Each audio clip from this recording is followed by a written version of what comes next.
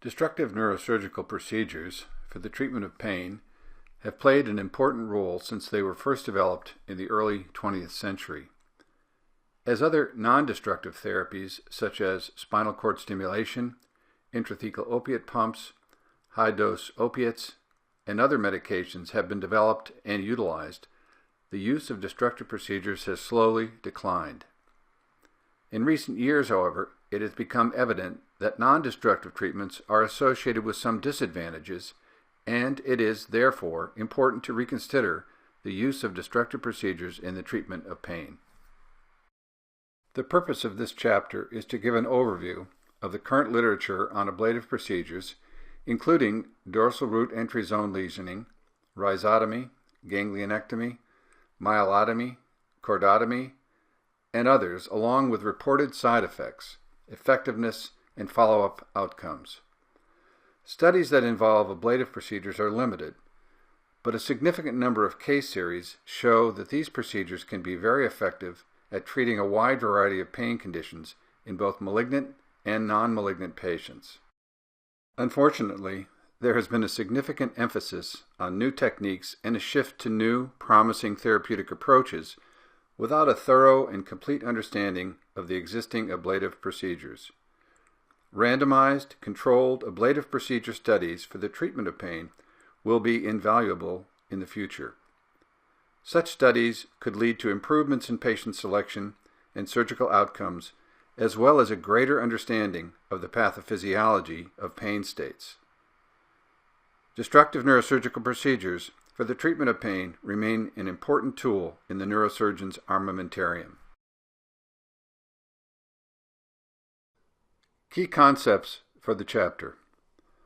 A wide array of effective neurosurgical procedures for myriad pain conditions have been developed for the treatment of pain since the introduction of ganglionectomy for the treatment of trigeminal neuralgia in the early 20th century.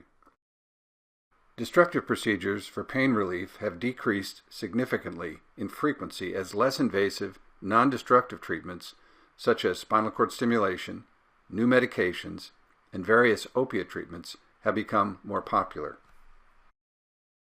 Non-invasive treatments have some disadvantages. Therefore, it is important to consider destructive procedures when evaluating pain symptomatology and determining the most effective treatment plan. Ablative procedures have a long history of providing efficacious, drug-free pain relief. There is a paucity in the literature of well-designed clinical trials with or without randomization, although significant effort is being made to incorporate standards of evidence. Future studies should examine the clinical significance of achieved pain reduction and long-term efficacy, recognize the subjective nature of pain with validated outcome measures such as the visual analog scale, which is well recognized, and consider reporting and observer bias and placebo effects, which appear to be more pronounced, especially with the use of invasive procedures. The surgical treatment of pain has been an integral part of neurosurgery since the early 20th century, when Harvey Cushing pioneered the ganglionectomy for trigeminal neuralgia. Over the ensuing years, as anatomic and physiologic knowledge of pain systems grew, new techniques aimed at new targets were developed for an array of pain conditions. Targets have included the anterolateral quadrant of the spinal cord, the sensory and sympathetic ganglia, the dorsal and ventral spinal roots, and decussating extralemniscal fibers, the hypophysis, the thalamus, and the cingulate gyrus. Careful, detailed descriptions of these techniques and their purported efficacy from pioneers in the field established the importance of surgery for the treatment of pain. The invasive nature of these techniques and associated comorbidities, as well as the high degree of technical skill required for their use, led to the development and widespread adoption of newer pharmaceuticals and non-destructive treatments. As a result, the use of destructive techniques in the surgical treatment of pain has dramatically declined over the past few decades. They are being, or have been replaced, with non-destructive techniques and devices such as spinal cord stimulation, intrathecal opiate pumps, newer medications, and high-dose opiates. However, it is becoming increasingly apparent that none of these techniques is free from its own set of detriments. For example, the long-term administration of opioids is associated with addiction, opioid-induced hyperalgesia, cognitive disorders, high costs, and the suppression of the immune and reproductive systems. Furthermore, it is yet to be proven that the long-term use of opioids improves such outcomes as pain relief, functional capacity, and health-related quality of life. Neurostimulation and intrathecal drug administration are expensive and require ongoing battery and catheter maintenance and pump refills. Despite their widespread use and study, their clinical efficacy has not been demonstrated according to modern standards of evidence-based medicine. Given that all three broad approaches to the treatment of pain, destructive, non-destructive, and medical, have matured, and the initial wide-eyed enthusiasm of their introduction is over, it now seems timely to revisit the existing literature and see how the older destructive techniques compare. By doing so, we can develop and implement those techniques that are effective and relegate to history those that are not. In this chapter, we summarize the published data on destructive procedures for both malignant and non-malignant causes of pain in order to determine the level of evidence supporting continued use and help define areas that warrant further study. Therefore, we reviewed human clinical studies that reported outcomes for destructive techniques used in the treatment of non-malignant pain conditions. Reviewed studies were grouped according to the surgical target, beginning with peripheral or first-order neuron targets. We reviewed the peer-reviewed English literature that encompassed January 1954 to May 2019, applied to both malignant and non-malignant pain etiologies. Evidence was classified according to the hierarchy of clinical research design in the grading system used by the U.S. Preventative Services Task Force as follows. Grade 1, evidence obtained from at least one properly randomized control trial. Grade 2-1, evidence obtained from well-designed control trials without randomization. Grade 2-2, evidence obtained from well-designed cohort or case control analytic studies, preferably from more than one center or research group. Grade 2-3, evidence obtained from multiple time series with or without intervention, comparisons between times or places with or without the intervention.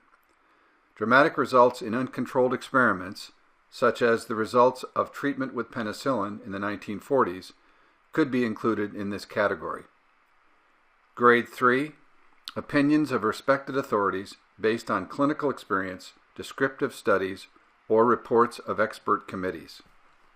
In total, 192 papers on non-cancer pain and 139 papers on cancer pain were reviewed. Few articles were included in both non-cancer and cancer pain reviews. The large majority of studies constituted Class 3 evidence. Only 25 Class 1 or Class 2 studies were found. 17 of these studies evaluated radiofrequency rhizotomies for different pain etiologies, such as lumbar facet syndrome, cervical facet pain, and type 1 or typical trigeminal neuralgia, whereas 3 examined ganglionectomies for either lumbar or cervical pain. 3 studies, 2 Class 1 and 1 Class 2, evaluated and supported sympathectomy of visceral cancer pain. 1 evaluated the use of chordotomy in malignant cancer states, and 1 evaluated dresotomy technique in the management of intractable brachial plexus avulsion pain.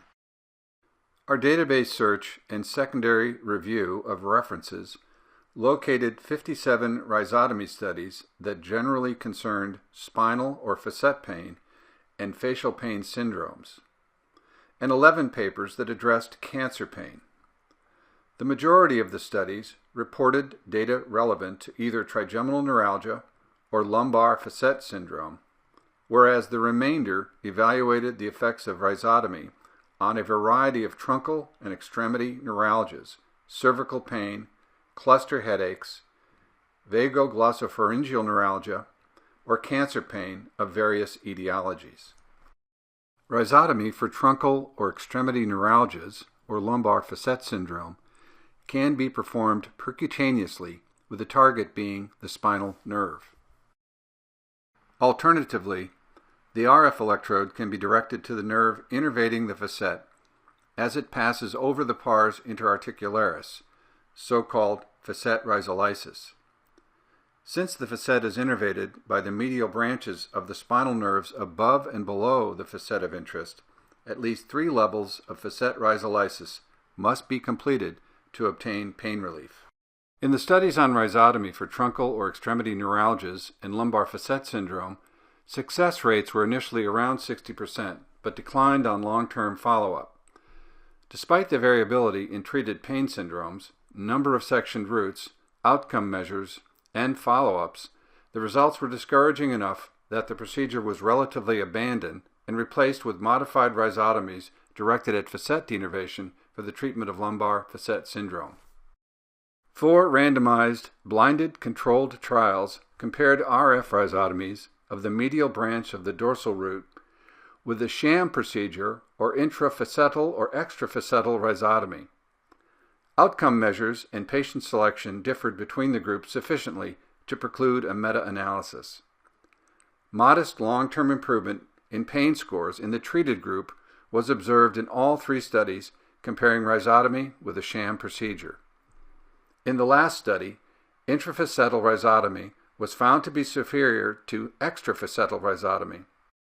Complications were minimal in all 4 studies. Of the remaining 15 papers, 5 are prospective in nature. Proportions of patients with good outcomes varied from 41 to 75% in long-term follow-up. The remaining 7 series are classified as Class 3 studies and reported long-term success rates of 40% to 60%. One randomized controlled trial evaluated the effects of RF lesions of the ramus communicans for treatment of single-level chronic discogenic back pain. All selected patients had previously undergone a failed intradiscal electrothermal, or IDET, procedure and had a good response to local nerve blockade of the ramus communicans. At 1 month and 4 months of follow-up, the treated group showed significant improvement in visual analog scale and medical outcome study short-form health survey SF-36 scores. Lumbar facet rhizolysis is still being performed for facet syndrome and discogenic back pain. RF rhizotomies were compared with sham procedures for the treatment of cervical pain or cervicogenic headache in 3 randomized controlled trials. 1 prospective Class 2 clinical trial and 4 case series also addressed rhizotomies for cervical pain. The number of patients in each RCT was small, ranging from 12 to 24. 2 of the RCTs demonstrated a significant treatment effect of RF lesions, although 1, an underpowered study, did not. The Class 2 study also reported durable reduction in validated pain scores. Both studies, with long-term follow-up, demonstrated similar median time to recurrence. Cervical facet rhizotomy is still being performed for neck pain. Percutaneous RF trigeminal gangliolysis is a relatively common procedure in the neurosurgical armamentarium and has a long record of success in the treatment of trigeminal neuralgia. The procedure is performed under sedation, during which a radiofrequency needle is placed into the trigeminal ganglion, where a thermal lesion is created. We found no controlled trials that reviewed the treatment of trigeminal neuralgia by rhizotomy.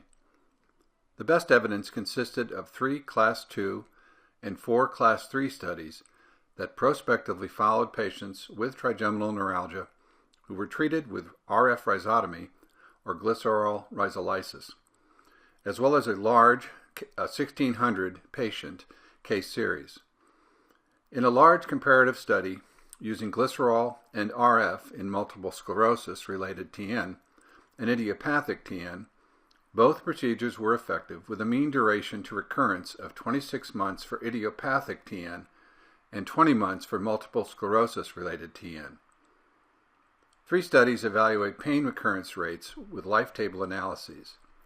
Overall, these studies demonstrate a significant long-term benefit of rhizotomy for TN. Reported recurrence rates concurred, ranging from 31.5% to 60% at 5 years.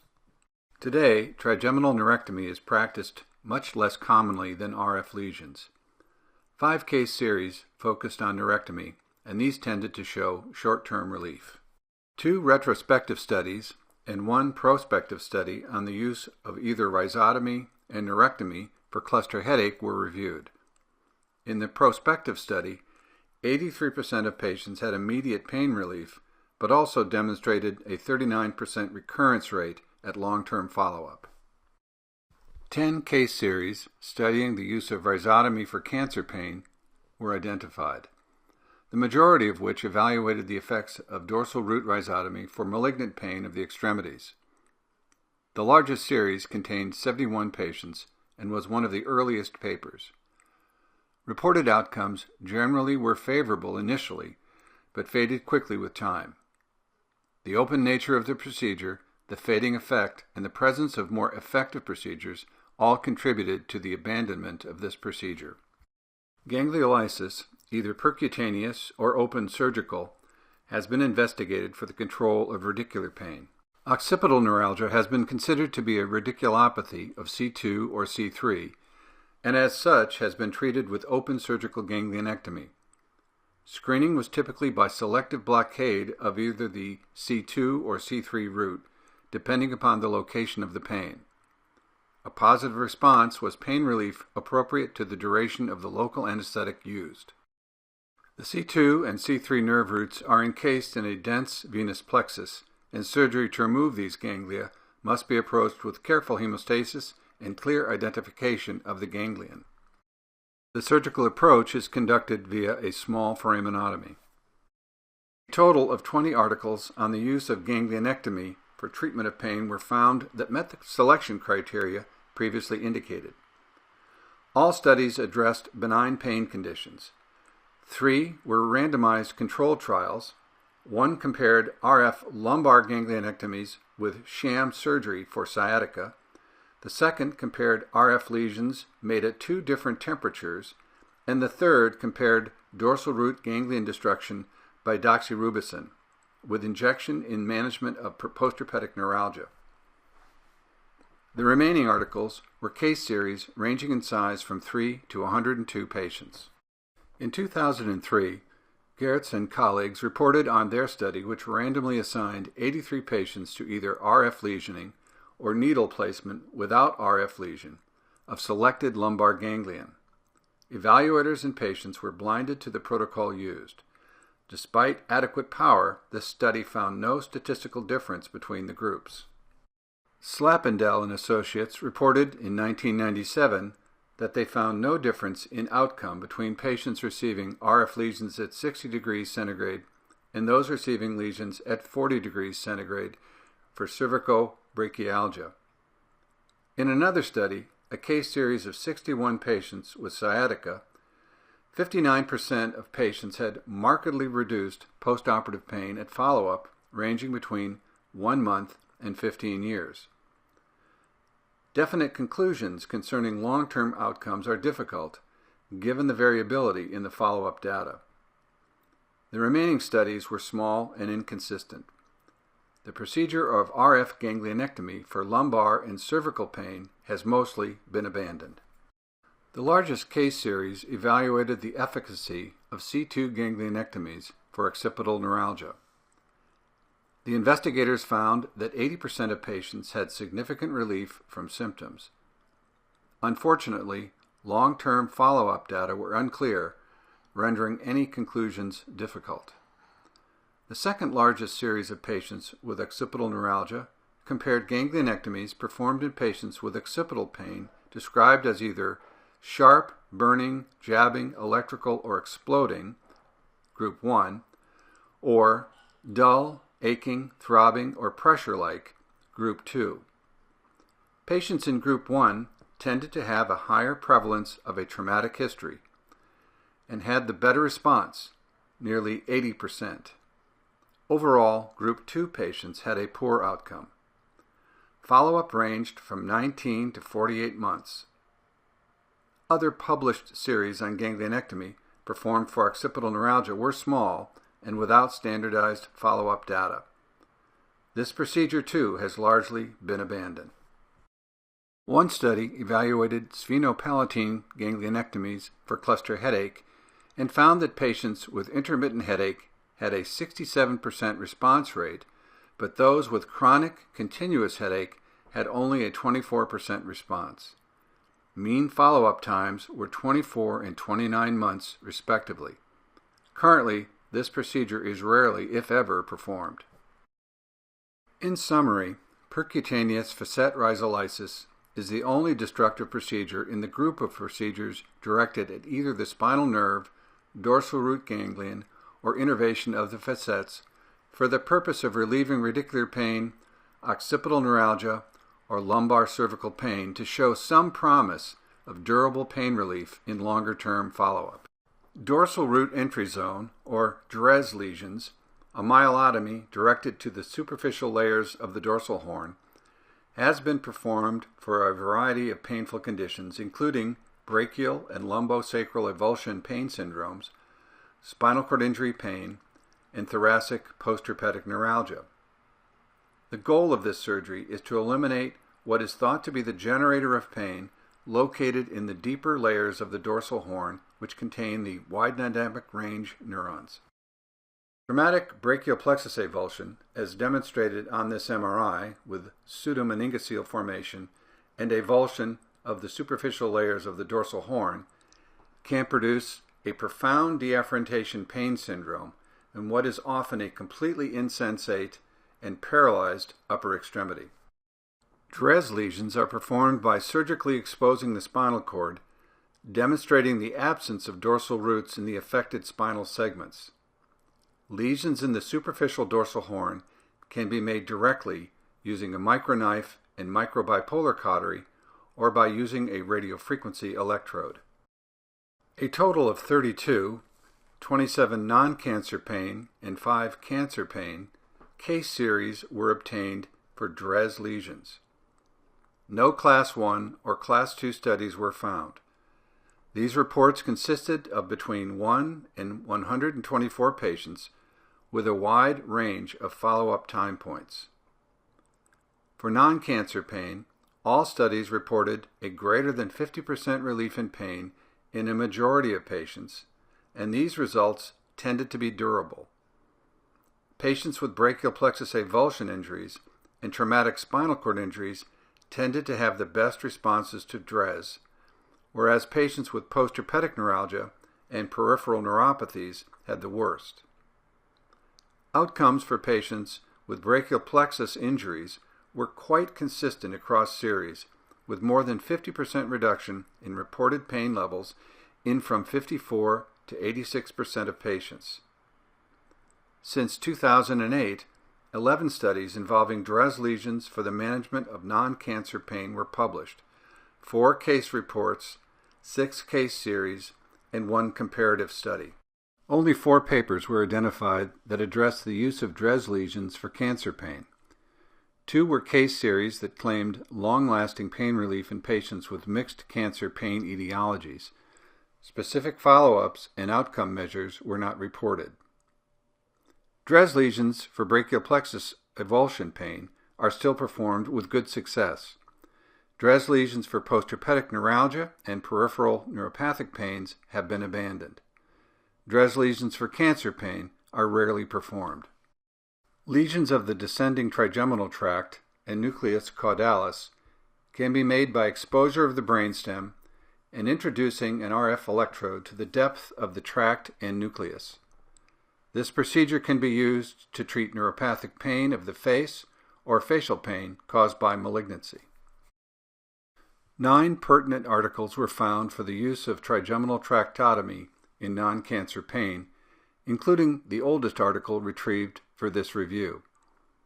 No Class 1 data were found for this topic. Instead, all papers were case series. The largest case series was reported in 1975 by Schwartz, who found that excellent pain relief was obtained in 16 of 17 patients. Interestingly, all case series reported good to excellent results even in patients with postherpetic neuralgia. In one series, for example, deep pain was eliminated or significantly decreased in all 6 patients with postherpetic craniofacial dysesthesia. 7 papers were found for tractotomy in facial pain due to cancer. All were case series, with one exception, an open-label prospective study. In this prospective Class II study, a standardized outcome measure, visual analog scale, Karnofsky performance score, activities of daily living, and sleep duration were assessed at 6 months. The researchers reported sustained pain relief in 80% of patients at 6 months. Though the study was classified as Class II, the number of tractotomy recipients included was limited to 10 patients. We did not consider this number sufficient to assign it Class II evidence for the efficacy of tractotomy in cancer facial pain. Current literature supports only Class III evidence for tractotomy for cancer pain. Trigeminal tractotomy and nucleotomy is still performed, although rarely. The next procedure to be discussed is perhaps one of the most important destructive procedures for pain control. Radiofrequency lesions of the anterolateral spinothalamic tract, referred to as chordotomy, have been used for decades to alleviate pain of malignant origin.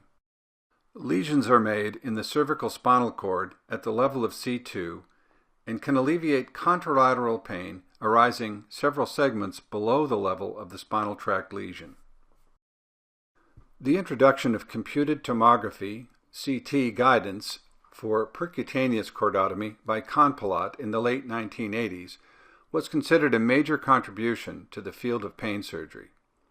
However, use of intrathecal opioids was also introduced at around the same time and gained widespread popularity. Konpallat's use of CT guidance for percutaneous chordotomy made the chordotomy procedure more accurate and safer for the patient. A review of chordotomy studies in patients with non-cancer pain produced 12 case series, published between 1958 and 1990, and 3 case reports, with 2 published in 2012 and 1 in 2017. No Class I or II studies were found. The number of patients in these case series ranged from 1 to 72, and follow-up was between 1 month and 41 years. Outcome data from these studies generally demonstrated an overall improvement in postoperative patient-reported pain over preoperative values. In general, for studies with long-term follow-up, surgical benefits declined with time. However, determining the statistical significance of these findings was difficult as neither outcome nor follow-up was standardized in the studies. Furthermore, outcome measures were inconsistent among studies, complicating any attempts to make generalized recommendations. The longest follow-up was in a case report of a period of 41 years. The patient was completely pain-free for 35 years, after which he started to experience slowly progressive aching pain. For cancer pain, chordotomy is the invasive procedure most often reported in the literature. 84 papers qualified under our search criteria. Many reports included more than 100 patients, and many had long-term follow-up. A surge in publication followed the introduction of percutaneous chordotomy in the mid-1960s, followed by a gradual decline in published reports and number of patients treated in the late 1990s. 2 prospective trials on chordotomy were identified. One of them used standardized outcome measures, the VAS, a Karnofsky performance score, activities of daily living, and total sleeping hours. there was a statistically significant improvement in all outcome measures over baseline pain levels. The other trial showed average pain scores immediately preoperatively, 2 days postoperatively, and 28 days postoperatively to be 7, 0, and 0, respectively. 3 papers were retrospective cohort studies with survival analysis of pain relief of the whole cohort until death. 5 papers were retrospective cohort studies with large numbers of patients and 6 months of follow-up. There were no randomized controlled trials. 3 case reports were found in the literature in which all patients had complete pain relief postoperatively. Only one systematic review by France and Associates concluded that cordotomy might be safe and effective in treatment of cancer pain, but that more reliable evidence is needed to aid in decision-making. Despite the heterogeneity of outcome measures, the vast majority of studies reported excellent lasting relief after cordotomy within the context of cancer longevity. Reported cordotomy outcomes in patients with cancer pain contrast with outcomes in those with non-cancer pain, in whom pain relief was moderate, short-lived, and often complicated with dysesthesias. Within the medical literature, there is limited Class II evidence for cordotomy as an effective treatment modality in cancer pain patients. Cordotomy for cancer pain is still performed. Midline, or so-called extralimniscal myelotomy, is usually performed either with direct myelotomy or RF lesion directed at the anterior commissure after surgical exposure of the dorsal spinal cord. The original concept was to disrupt the crossing fibers which form the spinothalamic tract, producing bilateral segmental analgesia, several segments below the lesion. Cervical midline myelotomy has been found to produce bilateral analgesia below the level of the lesion, and it has been suggested that disruption of the postsynaptic dorsal column pathway may be its mechanism of action. 3 articles examining the use of myelotomy in non-cancer pain were found. These were small case series, 3 to 14 patients, with variable follow-up periods and pain etiologies. The largest series reported that 64% of patients experienced a complete or marked reduction in deep background pain. For cancer pain, 21 papers were identified. These articles were all case series and included papers about commissural as well as extralimniscal myelotomy, both open and percutaneous. With the exception of 2 papers, most reports involved a small number of patients. Outcome measures and follow-up periods were heterogeneous. In general, reported outcomes after myelotomy were less favorable than those after cordotomy. However, a consistent observation was that myelotomy was most effective in treating midline visceral cancer pain syndromes, that is, pain from cervical, pancreatic, or gastric cancer. The current literature supports only Class III evidence for myelotomy for pain relief, and midline myelotomy is rarely performed. Unilateral stereotactic RF lesions can be made in the spinothalamic tract at the level of the midbrain to produce hemianalgesia in cases of localized pain related to malignancy. We reviewed 9 relevant articles concerning the use of mesencephalotomy for non-cancer pain. All of these articles were case series, and most had relatively small numbers of patients. The latest publication reported the effects of lesions made in 1 of 2 locations in 27 patients with central pain following a stroke. Long-term pain relief was produced in 75% of patients with lesions created at the level of the superior colliculus, although with significant eye movement side effects. These side effects were reduced with lesions adjacent to the inferior colliculus. Long-term pain relief was achieved in 58% of patients who received the adjacent lesions. Follow-up was between 3 months and 5 years.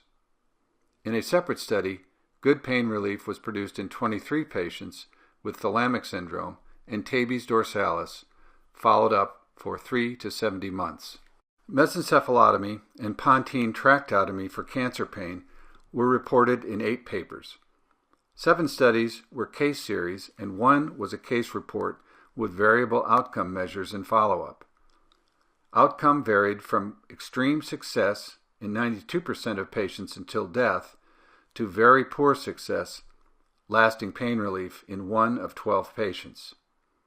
There was agreement on frequency of side effects, specifically those related to ocular mobility. Mesencephalic tractotomy for the purpose of pain relief has been abandoned. Lesions directed at the medial nuclei of the thalamus, centralis lateralis, centromedian, and parafascicularis have been used to disrupt the projection of the spinothalamic tract to the neocortex and striatum. All published articles describing thalamotomy for pain were limited to small case series with heterogeneous patient populations. The largest case series, of 85, was published not in a peer review article but in book format, and so is not included here. However, the investigators did describe a subset of patients from this series in an earlier report. Follow-up, outcome measures, target site, and pain etiology were inconsistent within or among series, making definite conclusions difficult. Doherty and colleagues and Tasker have provided thorough discussions of thalamotomy. 16 papers on thalamotomy in cancer pain were found. All were case series with variable outcome measures and follow-up. Most reported lasting benefits in more than 50% of patients. In some instances, bilateral pain relief was obtained with unilateral thalamotomy. Effects tended to fade with time and were often accompanied by persistent psychiatric complications. Medial thalamotomy is rarely performed. Cingulotomy, a lesion of the cingulate gyrus and cingulum fiber tract bundle, is considered a psychosurgical procedure, the goal being to reduce the patient's affective response to pain, that is, to reduce the behavioral reaction to pain by reducing anxiety, fear, and bothersomeness. A total of 14 original case series and 1 case report focusing on cingulotomy for non-cancer pain were identified on the basis of the inclusion criteria. Because the largest case series described in the literature was not published as a peer-reviewed article, it is not included in our analysis. No Class 1 or Class 2 studies were identified. Reported case series were small, the largest one describing 36 patients. Overall, only 2 papers used a validated outcome measure such as the VAS, and only 2 papers had a common diagnosis for the series. Different follow-up periods and variable outcome measures were used, making comparisons difficult. And for most series, reported outcomes were also variable. Also, the majority of the reports were published before 1980. Abdelaziz and Cosgrove provide a detailed description and summary of published case series. After elimination of redundancy, 8 papers qualified for the criteria of this review and addressed cingulotomy for cancer. All were case series with small numbers and heterogeneous patient selection. In a later report, 50% of patients had some pain relief for up to 6 months. Results in the other papers were variable, ranging from 10% to 50%. In a separate paper, 71% of patients had maintained pain relief for 3 months, but no follow-up was done at 6 months. Cingulotomy for pain control is rarely performed. Lastly, sympathectomy has been used to disrupt en passage fibers of pain-transmitting neurons, A delta and C fibers, which transit sympathetic ganglia, primarily the celiac ganglion in the retroperitoneum, which serves the pancreas and other viscera. A Cochrane systematic review on sympathectomy for non-malignant pain syndromes, specifically for neuropathic pain syndrome, was published in 2003. The review criteria the investigators used included all randomized clinical trials, controlled clinical trials, observational studies including cohorts and case-controlled studies, and relevant retrospective reviews of patient charts for a total of 223 titles and abstracts. Only surgical sympathectomy, cervicothoracic or lumbar sympathetic chain ablation or coagulation by open, endoscopic, laser, or radiofrequency, or chemical sympathectomy by phenol or alcohol solution injection of cervicothoracic or lumbar sympathetic chain were included. The review showed that treating neuropathic pain with sympathectomy is based on very limited evidence. An additional publication, published in 2012, reported on sympathectomy for complex regional pain syndrome, or CRPS, and described achieving adequate pain relief for a mean duration of 3.2 years. As to sympathectomy for malignant pain, our search identified much the same information. A meta-analysis of neurolytic celiac block, the most common form of sympathectomy performed for cancer pain, was identified along with 7 additional papers addressing either celiac block or other forms of sympathectomy. These studies generally focused on patients with midline pain from visceral malignancies. The meta-analysis identified 2 Class 1 RCTs demonstrating the efficacy and safety of celiac block in the treatment of pancreatic as well as upper abdominal visceral malignancies. Of the other 7 papers, one was a Class 1 RCT for sympathectomy for inoperable cancer pain, in which excellent pain relief was achieved for up to 3 months. 2 others, a Class 2 prospective randomized trial involving 65 patients and a prospective open-label Class 2 study involving 58 patients, both demonstrated statistically significant pain relief at 6-month follow-up in patients with pancreatic cancer. Sympathectomy for non-cancer pain has limited supportive evidence, but celiac block for pain due to upper abdominal and pancreatic malignancies is still performed. High-quality data to support ablative procedures for pain control is largely lacking. Most reports provide Class 3 evidence. Study design is poor, as is the consistency of follow-up and outcome measures. There are better studies in the anesthesiology literature, but most of this data relates to percutaneous procedures. Several areas of ablative pain surgery still present intriguing possibilities for further study. Clinical experience with DRES lesions for brachial plexus avulsion pain is very favorable, but a prospective randomized and controlled trial would present more compelling proof of efficacy. Likewise, commissural extralemniscal myelotomy has shown good results for visceral cancer pain and should be studied further. The evidence to support chordotomy, while not meeting contemporary standards of evidence, is positive. This procedure in particular could be resurrected by a carefully designed prospective trial. Future studies should consider the issues of being prospective, randomized, and controlled. Adequate blinding is essential since placebo effects are prevalent and pain is a subjective experience.